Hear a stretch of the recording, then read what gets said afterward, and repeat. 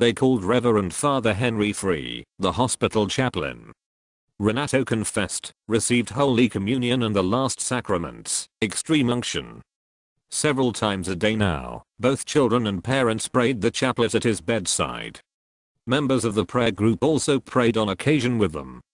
The founder of the prayer group, Elsa, was praying the chaplet of Divine Mercy in her own home.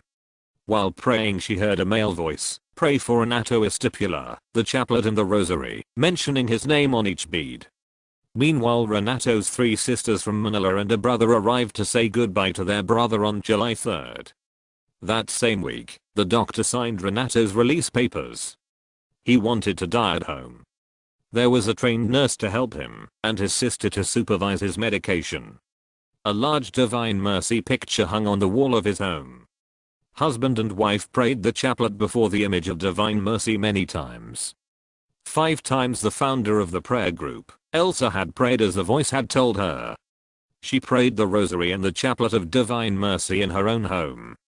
Something told her that she should be at the dying man's bedside.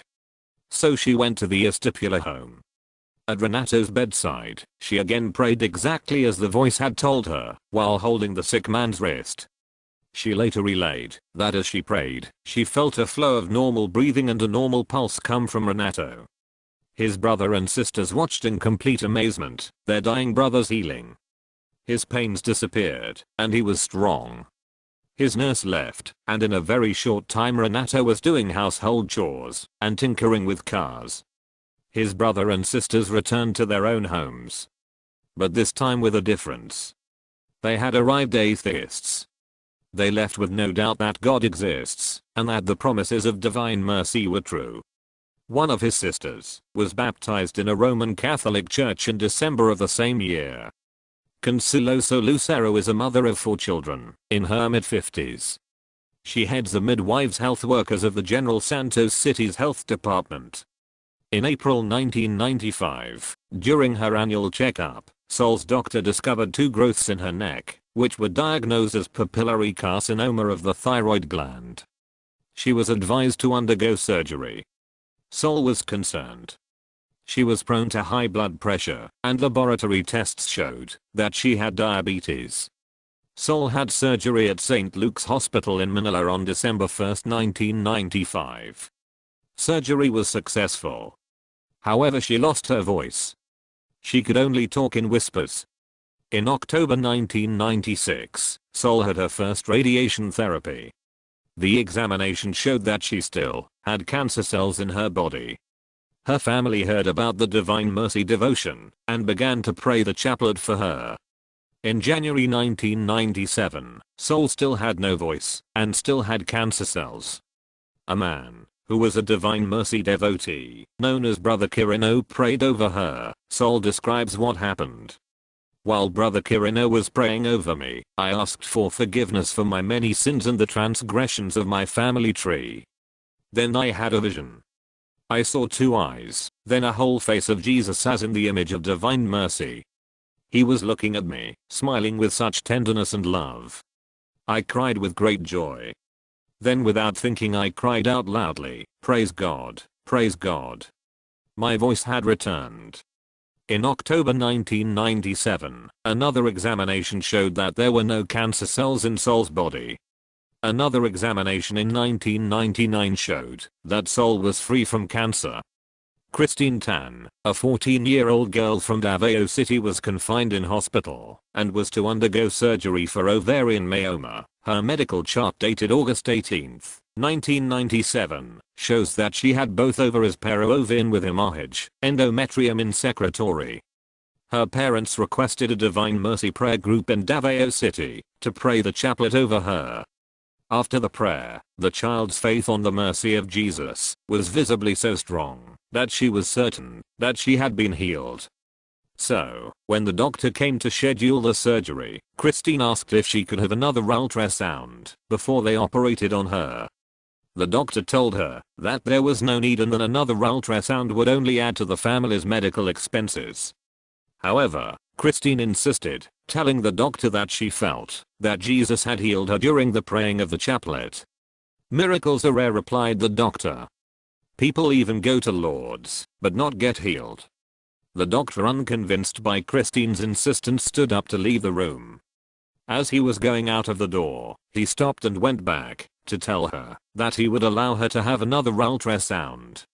The second ultrasound showed the tumors gone.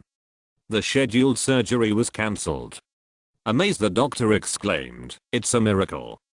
Rafael Mariano, fondly nicknamed Peewee, was born on February 3, 1977. He was the son of Dr. Adolfo and Dr. Esther Mariano, both dentists. A menopausal baby, he was their pride and joy. At the early age of 4, Peewee developed tonsillitis.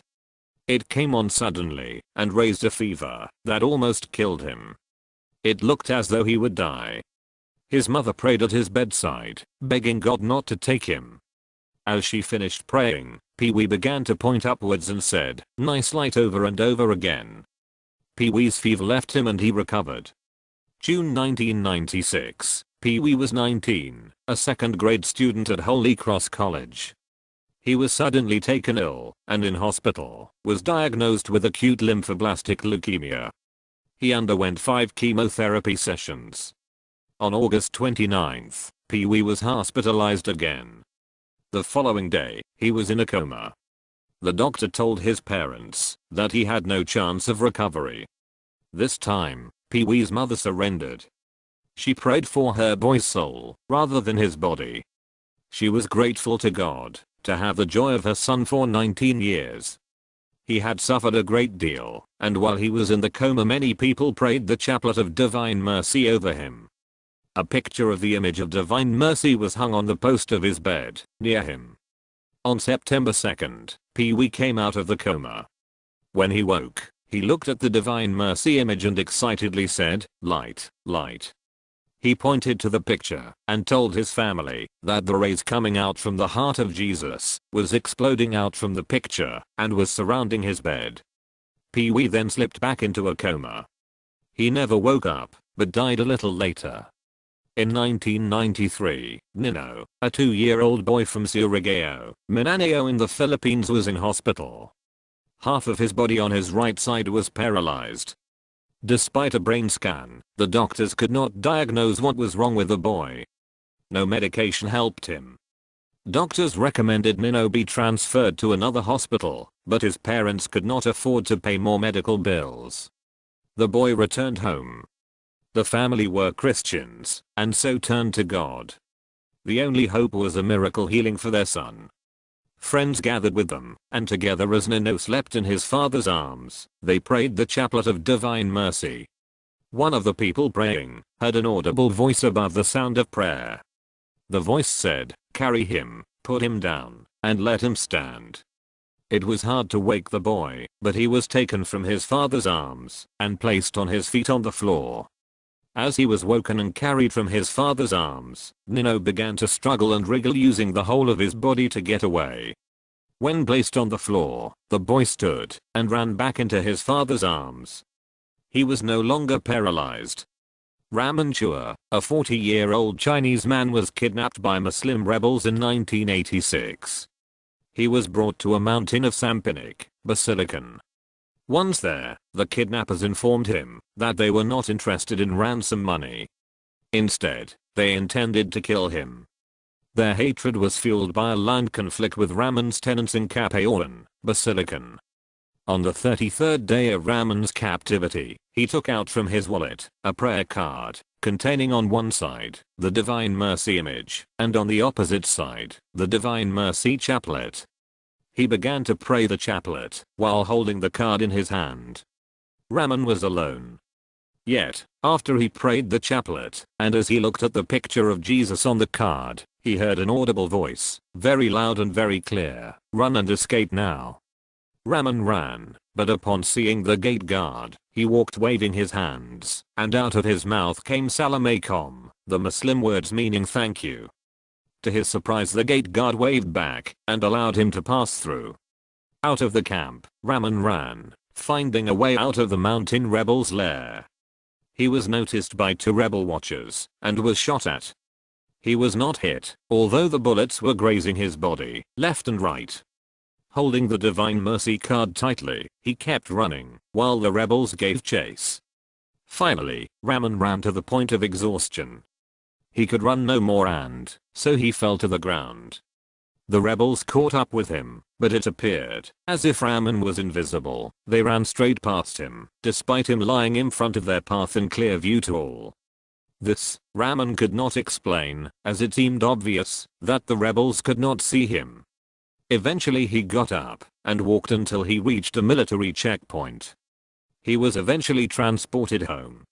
When in safety, he remembered the promise Jesus had told Saint Faustina, the apostle of his mercy. I will protect my devotees from their enemies in this life. Raman's heart filled with gratitude and praise as he realized that in his case, this promise was shown to be truth. Drew was working for a fertilizer corporation in Cebu. In the summer of 1999, while working, he requested a crane operator to transfer a heavy flat metal sheet to the other side of the road. As Drew watched the crane hoisting up the heavy object, he saw it shake. Without warning, the object fell on him. He was rushed to hospital, where the doctors, headed by Dr. Sai, said that both of Drew's legs were shattered. The nerves on his legs were dead too. The doctor said that they had no choice but to amputate both legs. Medically, they could only amputate one leg a day, so they scheduled the amputation of the other leg for the following day. Hoping to save the other leg, Drew's family talked to Dr. Sai, but she told them that the doctor's decision to amputate was almost 100%. The second leg tissues were dead, and so was the nerve and the muscles were disconnected. The leg was re-examined the next day, and surgery to cut off the second leg was arranged. The family turned to God for help. Around Drew's bedside they prayed the chaplet of Divine Mercy. Not long after they had prayed, Drew was prepared for surgery. A doctor noticed a great change in the condition of the leg. After a further examination, it was discovered that the dead leg tissues and nerves were now alive. The disconnected muscles had somehow joined together. The leg did not need amputating. Drew left the hospital with a crutch. The second leg healed. Mr. Lelis was working as a security guard at Sun grocery store in Toril, Davao in the Philippines. There, he was attacked by 3 men. He was taken to hospital. His attackers were apprehended and jailed. Mr. Lelis told his wife about the attack and how it was odd that as the first attacker went to kill him, he began to scream and ran, and so another went to do the same and reacted the same way. Again it happened with a third man. The 3 men were taken to the Toril Municipal Jail. Confused and wanting to know why the attackers wanted to kill her husband, Lelis' wife went to visit them the following day. The first prisoner told her, "When I struck your husband, he fell to the ground. His wallet from his pocket dropped down and opened. I bent and was about to stab him with my dagger, but 2 blinding flashes